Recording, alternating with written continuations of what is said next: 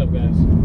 So if you do a YouTube search for anything EVO or Ralliart related, hopefully, first of all, hopefully you guys can hear me okay. I'm driving back to work right now, but if you do a YouTube search for anything related to either EVO or Ralliart, you're probably going to come across a lot of videos where you have people talking about why I bought a Ralliart over an EVO, or why I did not buy an EVO. And then you'll find some stuff that's why I bought an EVO over a WRX or STI, or why I bought an STI over an EVO.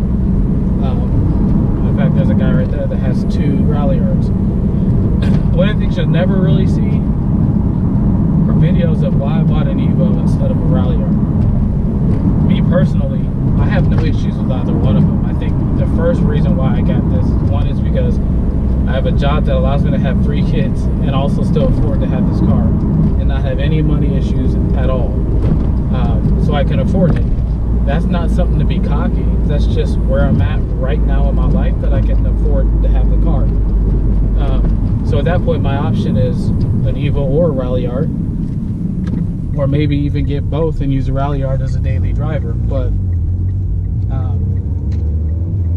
number one reason why I got this is because I can't afford it, and if I can afford it, this would be the option that I feel like I want.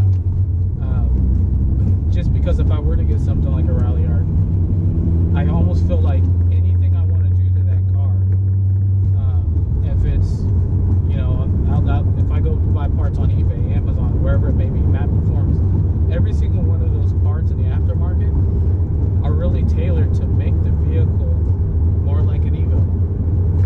And that's really, you know, whether it's a bigger intercooler for a performance part, or whether it's a EVO style wing.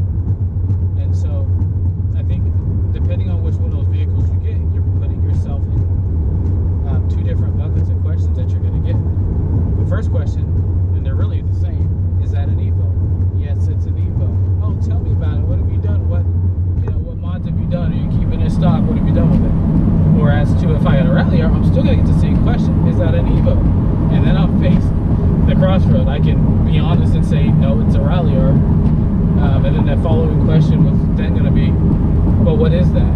Or I'm going to immediately start, I won't say justifying, that's a harsh word to say, start saying really the reason why I got the Ralliart over the EVO. You know, I'll say it's the same engine, it's, you know, it's also turbocharged, the turbo's not as big, but I can build it to that, and so on. Those aren't really questions that I necessarily want to answer, just because there's a lot of long-winded conversations usually with people that you don't know.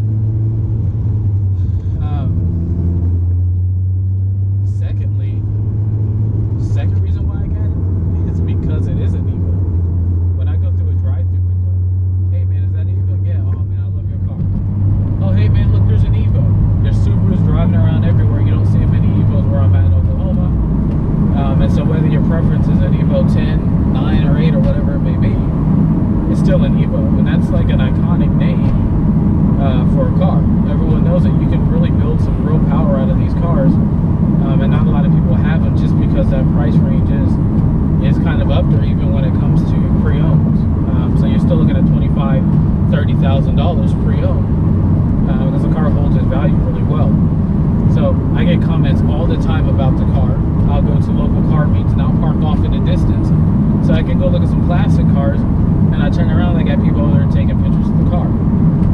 I run into people who are modding their Lancers, people that are modding Ralliarts, and different things like that, and they're always making comments, man, I wish I had an EVO, man, I wish I had an EVO. Not something for me to be proud of. That's their opinion. My opinion is I prefer the EVO, so that's what I got. But it's just hard to beat an EVO. Another reason would really be because, you know, I'll use my friend as an example. He had a Camaro SS. Camaro SS, which is not necessarily the bottom trim. It's not a Z01, which is supercharged, or a Z28, which is their track-ready Camaro. But he had a Camaro SS. He started adding side flares, and he started doing all this stuff to the motor, making it more powerful, adding more power. But then he started putting on Z28 badges, because at that point the car now looked like a Z28. And he wasn't doing that necessarily to troll Z28, to try to trick people into thinking whatever they may think. You ask asked him, "Hey man, this is an SS. Why do you have Z28 badging?" His response was always, "Because I'm making it into a Z28," which I applaud him for. He's making the car his own. You know, he adding cams and all this other stuff to the car and giving it a lot more power to get it to a point where it could then start to kind of compete with Z28s. Since then, he realized how much money he was putting into building this car. That what he did was he just traded in and went and got himself a ZL1, which has the superchargers boosted up. My personal opinion, I like it better than the Z28, only because it is cheaper and it is a boosted vehicle. You can do a couple of other things with it. But what he realized is, if I were to go out and buy a Ralliart, the amount of money to get it to where it is, where I'd want it to be, which would be an EVO. Even if I replaced everything on the Ralliart with EVO parts, if I replaced, the round gas cap with a squared off gas cap and added side vents and, added the bigger turbo and did everything to make it an EVO, it's still not an EVO